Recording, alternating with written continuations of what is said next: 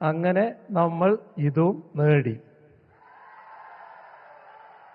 ഇത് കേരളത്തിൻ്റെ ദീർഘകാലമായ സ്വപ്നമാണ്. ആ സ്വപ്ന സാക്ഷാത്കാരത്തിൻ്റെ നിമിഷമാണിത്. എല്ലാ രീതിയിലും അഭിമാനകരമായ നിമിഷം. ഇത് നമ്മുടെ രാജ്യത്തിൻ്റെ ഏറ്റവും പ്രധാനപ്പെട്ട പോർട്ടായി മാറുകയാണ്. അതുകൊണ്ട് തന്നെ രാജ്യത്ത് ഏറ്റവും പ്രധാനപ്പെട്ട പോർട്ട് എന്ന് പറയുമ്പോൾ ലോകത്തെ തന്നെ ശ്രദ്ധിക്കപ്പെടുന്ന പോർട്ടുകളിൽ ഒന്നായി ഇന്ത്യയുടെ ഈ പോർട്ട് മാറുകയാണ്. ഈ പോർട്ടിൻ്റെ നിർമ്മാണം ഈ രീതിയിൽ പൂർത്തിയാക്കുന്നതിന് സഹകരിച്ച എല്ലാവർക്കും ആദ്യമേ തന്നെ കൃതജ്ഞത രേഖപ്പെടുത്തട്ടെ.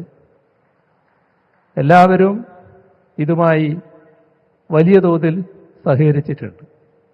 നാടിൻ്റെ ഒരുമയും ജനങ്ങളുടെ ഐക്യവുമാണ് നമുക്ക് ഇത്തരം പദ്ധതികൾ പൂർത്തിയാക്കാൻ കഴിയുന്നത്.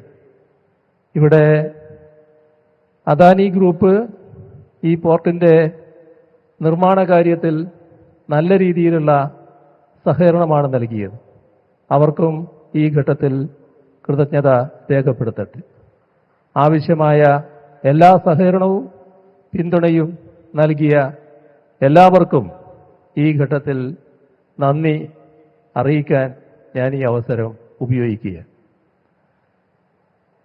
ഇത് കേവലം ഒരു തുറമുഖ കവാടം തുറക്കലല്ല, മൂന്നാം മിലിനിയത്തിലെ വികസന സാധ്യതകളിലേക്കുള്ള രാജ്യത്തിൻ്റെ മഹാകവാടം തുറക്കലാണ്. ഇന്ത്യയെ സാർവദേശീയ മാരിടൈം വ്യാപാര ലോജിസ്റ്റിക്സ് ഭൂപട ശൃംഖലയിൽ കണ്ണിചേർക്കുന്ന മഹാസംരംഭം. ചരിത്രത്തിൻ്റെ വിസ്തൃതിയിൽ നിന്ന് വിഴിഞ്ഞത്തെ, നമ്മുടെ രാജ്യത്തിൻ്റെ ചരിത്രത്തിൻ്റെ വിസ്മൃതിയിൽ നിന്ന് വിഴിഞ്ഞത്തെ വീണ്ടെടുത്ത് നവീകരിച്ച് വികസിപ്പിച്ചു സാർവദേശീയ തുറമുഖമാക്കി മാറ്റിയത് കേരളത്തിലെ LDF സർക്കാരിൻ്റെ ഇച്ഛാശക്തിയാണ്, നിശ്ചയദാർഢ്യമാണ്.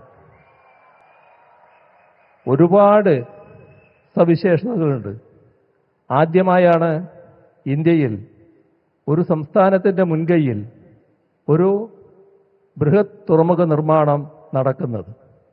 ചെലവിൻ്റെ ഏറിയ ഭാഗവും കേരളമാണ് വഹിക്കുന്നത്. 5686 കോടിയിൽ 5370 കോടി 86 ലക്ഷം, ബാക്കി 2497 കോടി അദാനി വിഴിഞ്ഞം പോർട്ട് പ്രൈവറ്റ് ലിമിറ്റഡാണ് മുടക്കുന്നത്. മൊത്തം 8686 കോടിയാണ് ഇതിൻ്റെ ചെലവ്. 818 കോടിയുടെ വയബിലിറ്റി ഗ്യാപ്പ് ഫണ്ട് കേന്ദ്രം നൽകുന്നു.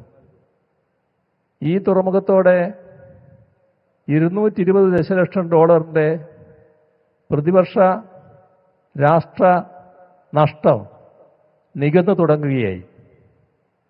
75% കണ്ടെയ്നർ ട്രാൻസ്ഷിപ്മെന്റ് കാർഗോ വിദേശ തുറമുഖങ്ങളിലേക്ക് തിരിച്ചുവിടുകയായിരുന്നു.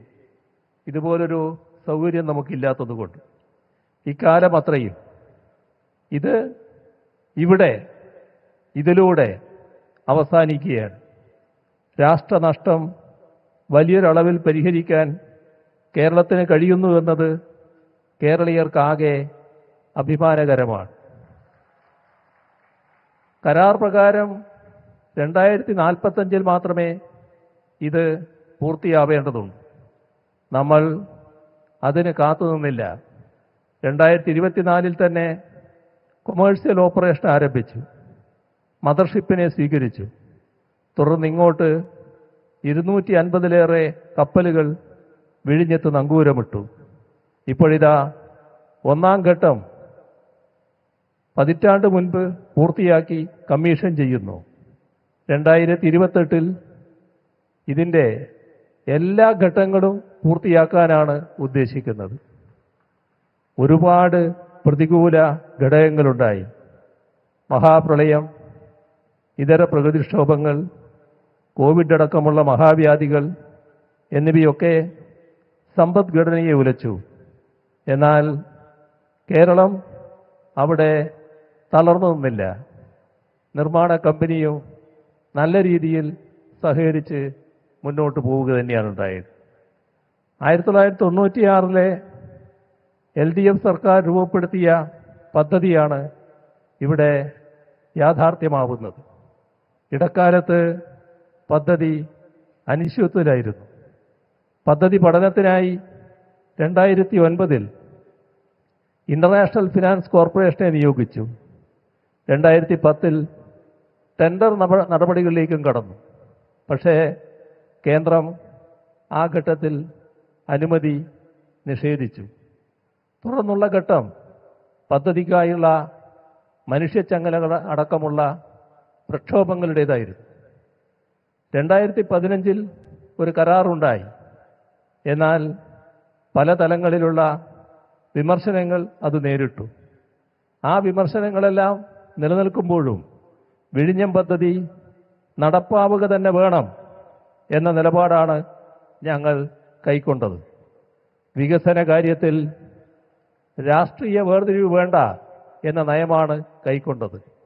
അതുപ്രകാരമാണ് 2016 അധികാരത്തിൽ വന്നതിനെ തുടർന്നുള്ള ഘട്ടത്തിൽ ബൃഹത് തുറമുഖമായി വിഴിഞ്ഞം വളരുന്നതിനുള്ള നിലപാടുകൾ എടുത്തത്. അതാണ് വിഴിഞ്ഞത്തെ ഇന്നത്തെ നിലയിൽ യാഥാർത്ഥ്യമാക്കി മാറ്റിയത്. സ്ഥാപിത താൽപര്യക്കാർ പകർത്താൻ ശ്രമിച്ച തെറ്റിദ്ധാരണകളെ ജനങ്ങളെ വിശ്വാസത്തിലെടുത്ത് അതിജീവിച്ചു. നിയമക്കുരുക്കളടക്കം നീക്കി തീരദേശ പുനരധിവാസ ജീവനോപാധി പ്രശ്നങ്ങൾ 120 കോടി ചെലവാക്കി പരിഹരിച്ചു. അവിടുത്തെ പെൺകുട്ടികളെ ക്രെയിൻ പ്രവർത്തിപ്പിക്കുന്ന ജോലിയടക്കം ഇവിടെ ഏൽപ്പിച്ചിരിക്കുന്നു. തദ്ദേശീയ സ്ത്രീകൾക്കായി സ്കില്ലിംഗ് സെന്റർ തുറന്നു. ഇങ്ങനെ പ്രശ്നങ്ങൾ പരിഹരിച്ചു. സങ്കടങ്ങൾക്ക് അറുതിയുണ്ടാക്കിയാണ് സർക്കാർ നീങ്ങിയത്. 5000-ലധികം തൊഴിലവസരങ്ങളാണ് ഈ തുറമുഖത്തിന്റെ ഭാഗമായി നേരിട്ട് ലഭ്യമാകുന്നത്. കൂടുതൽ പേർക്ക് ഇത് പ്രയോജനകരമാകുന്നു എന്ന് ഉറപ്പുവരുത്തുകയാണ്. കേരളത്തിന്റെ അതിനപ്പുറം ഇന്ത്യയുടെ ആകെ വികസനത്തെ ഈ തുറമുഖം വലിയ തോതിൽ ഭദ്രമാക്കുമെന്ന കാര്യത്തിൽ സംശയമില്ല. On behalf of the people of Kerala, I once again express our sincere gratitude to the Honorable Prime Minister for visiting our state to dedicate the landmark project to the nation. I also extend my congratulations to the Adani Group for executing this mission with excellence. Thank you all.